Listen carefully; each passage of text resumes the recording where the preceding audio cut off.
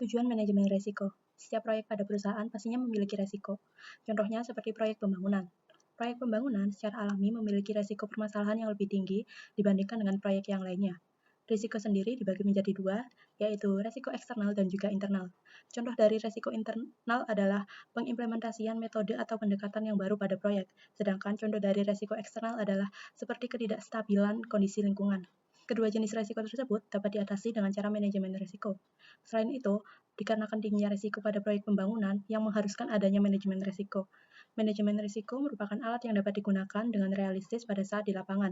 Alat untuk menilai risiko proyek secara bertahap dan terus-menerus, serta menilai apakah asuransi yang tersedia dapat memberikan jaminan yang memadai. Bagaimana dan apa saja pendekatan manajemen risiko yang dinilai baik? Terdapat 4 pendekatan manajemen risiko yang dinilai baik.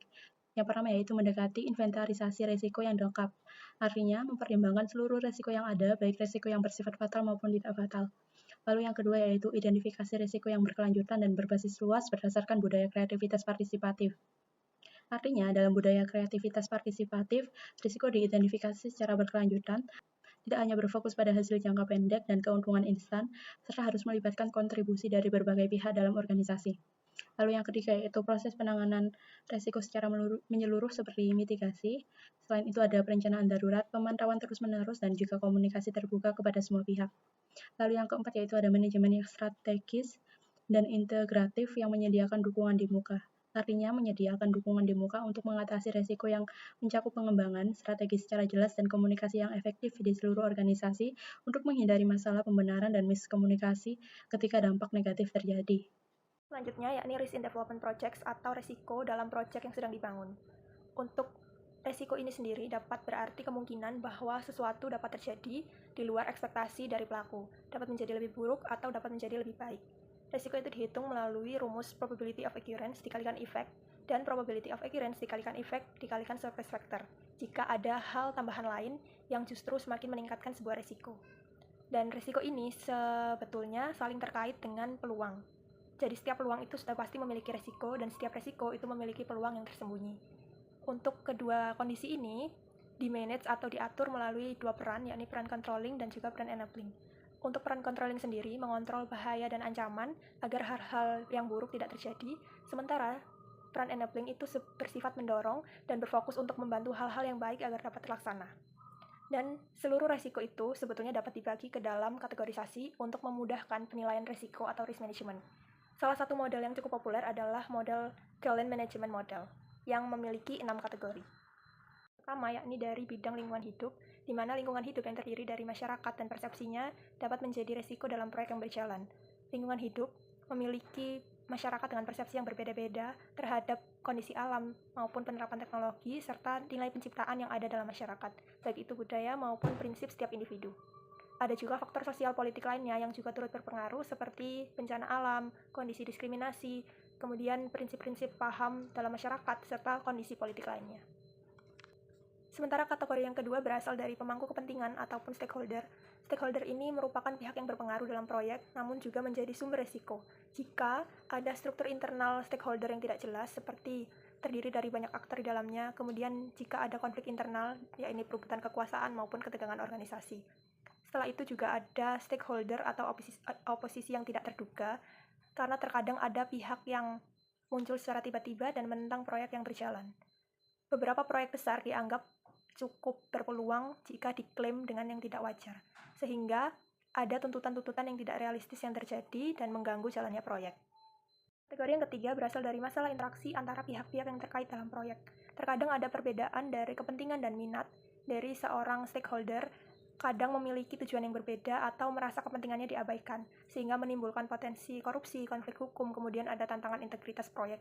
Yang kedua ada perbedaan nilai dan norma dari sudut pandang budaya ataupun etika pihak-pihak yang ada di dalamnya, sehingga memunculkan potensi penolakan proyek oleh beberapa komunitas dan juga ada masalah reputasi. Dan selanjutnya ada keterbatasan sumber daya, baik itu dari segi kuantitas maupun kualitas. Jadi jika ada kondisi kekurangan tenaga kerja, tentunya proyek akan tertunda. Sementara jika ada karyawan baru yang direkrut dan kurang kompeten, maka akan menghambat jalannya proyek. Kemudian ada kategori keempat, yakni dari risiko struktural. Struktur organisasi termasuk bentuk sistem ataupun budaya kerjanya dapat menjadi sumber risiko meskipun telah mengatur strategi bisnis dengan rapi, namun ternyata pada pelaksanaan ada beberapa hal yang di luar dugaan. Pada prinsipnya, semakin rumit atau semakin kompleks struktur perusahaan, maka semakin tinggi pula potensi keterjadian risikonya. Untuk struktur gabungan, seperti kemitraan antar LSM, tentunya harus memiliki detail yang jelas siapa yang bertanggung jawab atas apa, agar tidak ada konflik dari tanggung jawab masing-masing pihak. Yang kelima berasal dari risiko proses. Jadi ada identifikasi dari tingkatan proses dalam bisnis yang memiliki risiko tertentu. Misalnya yang pertama, proses manajemen. Contohnya, pendekatan proyek ini dianggap terlalu berfokus pada proses, sehingga menghasilkan komplain dari investor yang menginginkan prioritas return yang lebih cepat. Kemudian yang kedua ada proses bisnis. Menerima manfaat proyek telah kurang puas dari banyak proyek sebelumnya yang tidak menunjukkan return yang baik, meskipun sudah banyak kuesioner dan evaluasi yang dilakukan oleh manajemen. Kemudian ada proses pendukung, contohnya prosedur pembelian tidak mengikuti standar yang sesuai, sehingga hal ini dapat menjadi penghambat dari kelancaran sebuah proyek. Kategori yang keenam berasal dari tahap pengembangan organisasi, yakni berkaitan dari awal atau startup proyek dan juga akhir atau closure proyek. Contohnya untuk startup, ada infrastruktur yang belum siap, baik itu bangunan, kemudian dokumen, IT, dan lain-lain. Serta ada tekanan untuk menunjukkan hasil terbaik dalam 1 tahun pertama.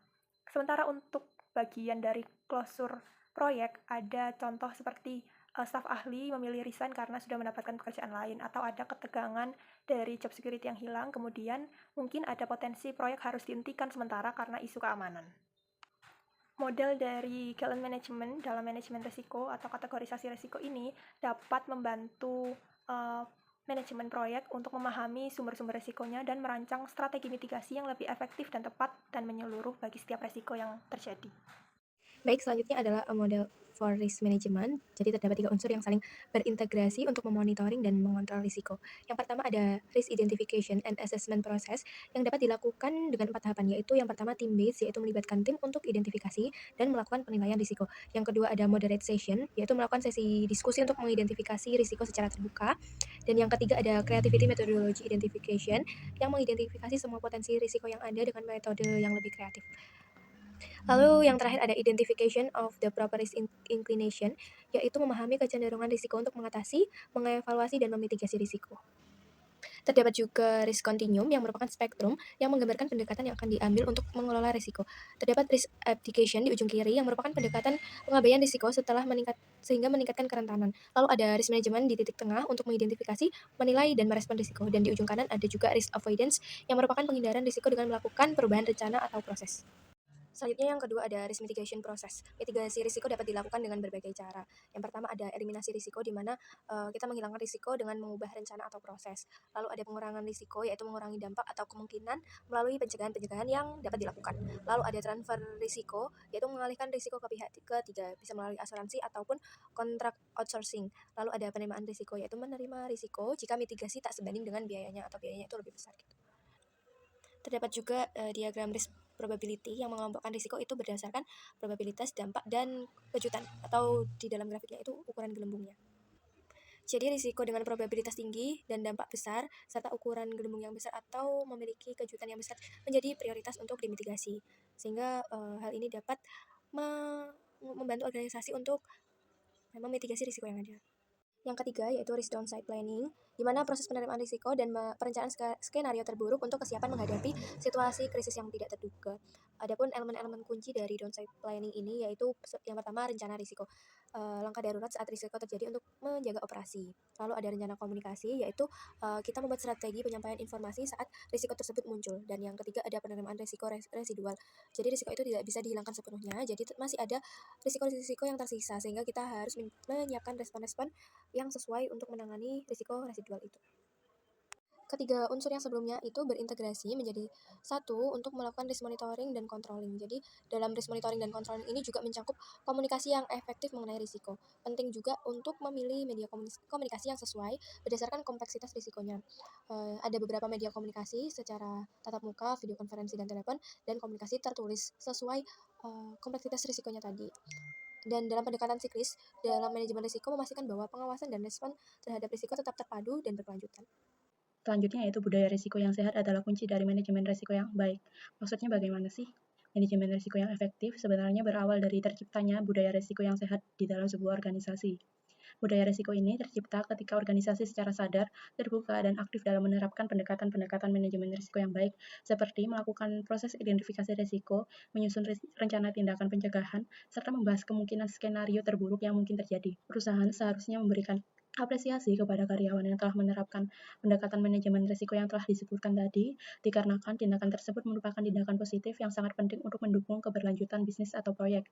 Selain itu, budaya risiko yang kuat dapat terbentuk apabila manajemen risiko tidak hanya dianggap sebagai kewajiban formal semata, tetapi juga mendapatkan dukungan nyata dari manajemen puncak organisasi.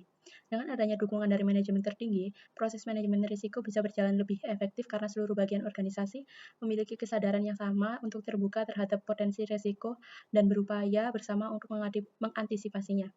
Hal lain yang dapat membentuk budaya risiko yang kuat adalah budaya risiko harus menjadi perhatian pada tingkat tata kelola governance, dan tingkat manajemen proyek, project management.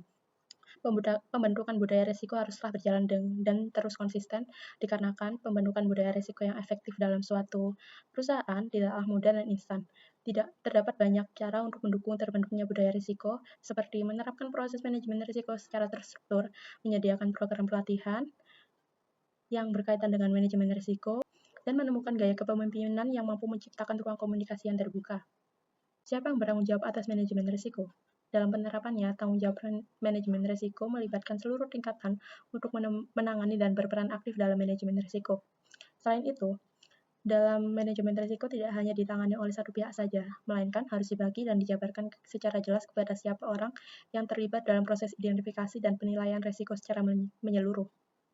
Tanggung jawab terhadap risiko harus ada di setiap level manajemen proyek, mulai dari tingkat eksekusi, tingkat tata kelola proyek, hingga tingkat manajemen puncak atau dewan organisasi. Nah, tingkatan tersebut memiliki peran untuk mengawasi, ikut terlibat dalam proses identifikasi risiko, memberikan dukungan, atau menyediakan fasilitas pendukung manajemen risiko. Terkadang, proyek yang memiliki risiko besar memerlukan Chief Risk Officer atau CRO untuk memastikan proses manajemen risiko berjalan optimal. Kesimpulan pada pembahasan kali ini yaitu manajemen risiko sangat penting untuk diterapkan pada tingkat tata kelola proyek. Terdapat 4 model manajemen risiko yang dirancang untuk proyek pembangunan, yaitu pendekatan sistematis dan berbentuk siklus, inventarisasi risiko yang lengkap, identifikasi risiko secara berkelanjutan dan partisipatif, serta penanganan risiko yang terintegrasi dan menyeluruh. Selain itu, integrasi manajemen risiko dalam tata kelola proyek juga memastikan tersedianya jalur dukungan dan komunikasi yang efektif untuk membantu organisasi dalam menghadapi risiko yang mungkin terjadi selama pelaksanaan proyek.